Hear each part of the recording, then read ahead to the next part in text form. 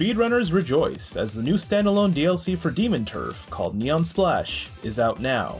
Now, in between large AAA titles, I love to play smaller indie games. I'd like to consider them as palate cleansers to mix things up with bursts of innovation and creativity. So when I saw the unorthodox art style that combined 2D characters in a 3D environment, I was certainly intrigued. This was back last summer during one of the many E3 game showcases, so fast forward to this past Friday, and I picked up Neon Splash the moment I saw it. The reason why this is an impression video and not a review is because I hadn't realized that the base game had come out last November. In retrospect, I feel a little foolish for the oversight, but I was so eager to dive in that I did so kind of blindly. That's totally on me, so please consider my thoughts in that context and with a grain of salt. Come on!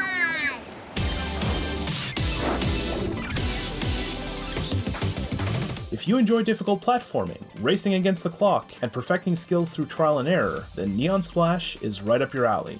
While it didn't personally end up being my cup of tea, I certainly saw the appeal. Looking back at games like Sonic Adventure 2 Battle and City Escape, I think I prefer my speedy games to be a bit more dummy-proof for the admittedly mediocre gamer that I am. At the core are 10 basic levels to traverse, with bronze, silver, and gold trophies to reward the speedy. Now these trials certainly aren't easy though, as there's very little room for error. However, the game cleverly slows the pace down with collectibles scattered throughout each world, allowing the player to explore and learn the ins and outs at their own pace. There's also a large sandbox available to navigate, which I found very nice and allowed me to test out all the powers and abilities. There are also vinyl records hidden throughout the game that unlock more difficult remix versions of each level, adding an extra layer for those who want to dive back in after completing a first run.